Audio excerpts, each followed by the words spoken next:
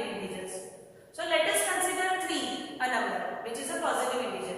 So what is its distance from 0? In geometry you have learned how to find out the distance between any two integers on the number line. So here distance of 3 and 0 is what? 3.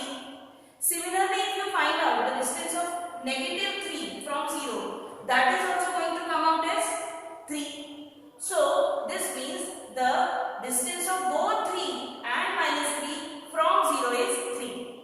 So what we can conclude, that absolute value of 3 is 3. Means what? Absolute value of positive 3 is 3. Similarly, absolute value of negative 3 is also 3.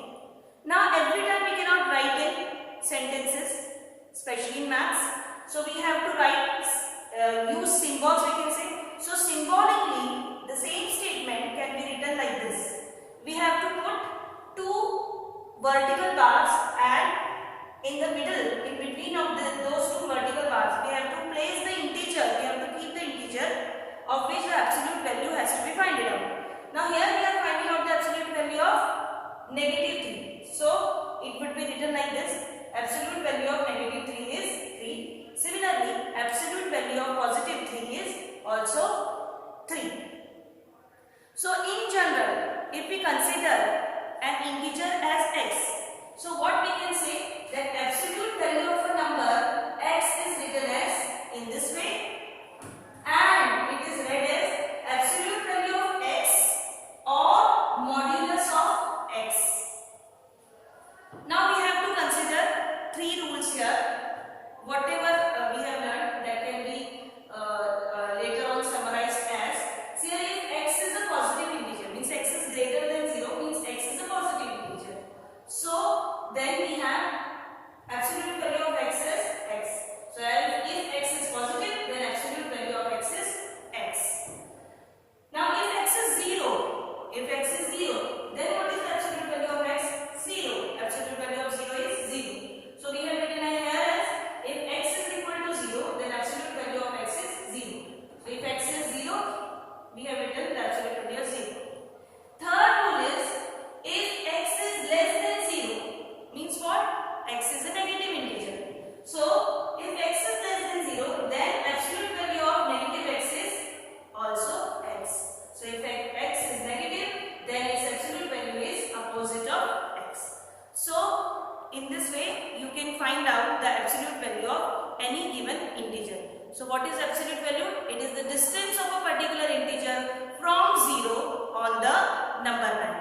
Now let us solve certain questions which have been given in your book in practice set 2.5 we can say, and let us see what examples have been given based on this concept.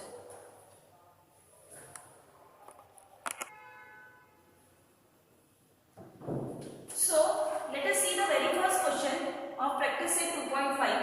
Find the value. Now here we have been asked what is the absolute value of 15 minus 2. So see here, 15 minus 2 is what? 13. So 13 will, so if you find out the absolute value of 13, what it would be? 13. So 13 is the answer. Similarly, absolute value of 4 minus 9. What is 4 minus 9? It's negative 5. So what is the absolute value of negative 5? 5. So 5 is the answer. Now absolute value of 7 has to be multiplied by absolute value of negative 4. So what is the absolute value of 7? It's 7. So I have written 7. What is the absolute value of negative 4? 4. So 7 into 4, 20. So in this way you can find out the absolute value of numbers, or you can solve the questions based on the concept. Now next question is, see here, this is a different type. See here, absolute value of 3x minus 5 is equal to 1. Means here the absolute value has been given, but the number you have to find out. Now as I have told you that absolute value of both positive integer and the same negative integer is only the magnitude, isn't it? Means what? Suppose if you are told to find out the absolute value of negative 5, then also it's going to be 5. And if you are told to find out the absolute value of positive 5, then also it's going to be 5. So here, see, the absolute value of this binomial is 1. Means what? this binomial is either positive 1 or negative 1, isn't it? What did I say?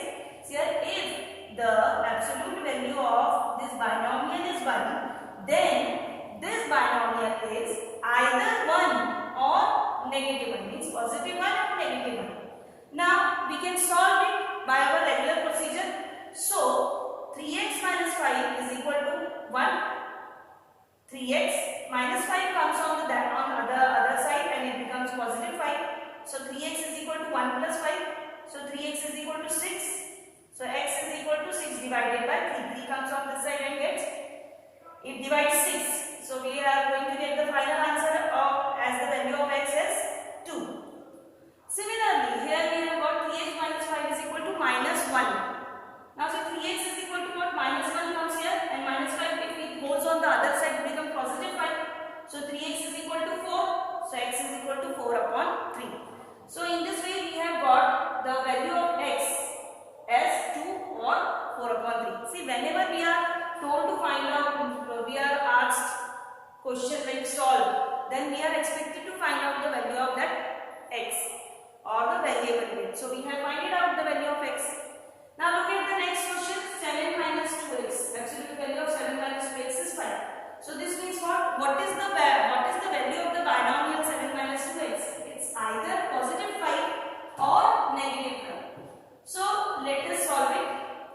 Then minus 2x remains here. 7 comes on the other side.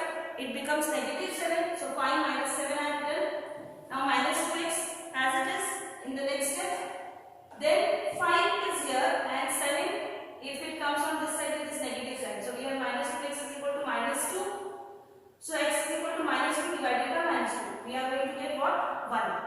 Similarly here, if you can see, minus 2x is equal to minus 5. Positive 7, if it comes on the other side, it becomes negative 7. Now minus 2x is equal to minus 12. Means what? Negative 12. So x is equal to what? Minus 12 divided by minus 2. Means what? Negative 12 divided by negative 2. So we are going to get what? Positive answer, isn't it? Negative integer divided by negative integer gives you what? Positive answer. So x is equal to 6.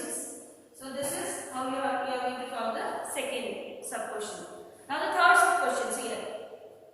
8 minus x, absolute value of 8 minus x upon 2 is 5. This means what? The value of this binomial is either positive 5 or negative 5. So let us take positive 5 as the value.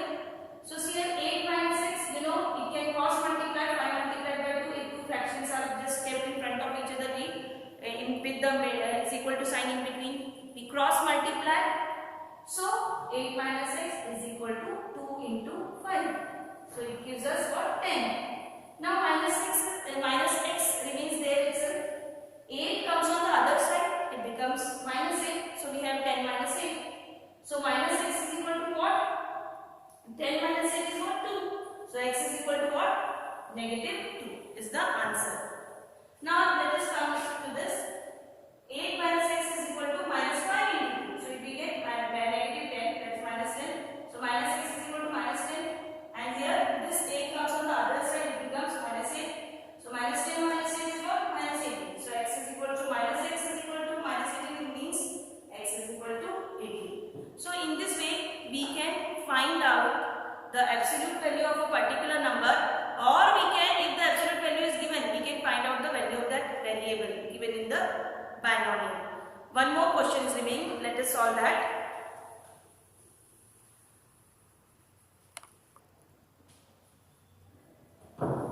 Now see the fourth question of sub-question of second question. Absolute value of 5 plus x upon 4 is 5. So see here, which binomial can give us the absolute value as 5? See, the value of the binomial could be either positive 5 or negative 5.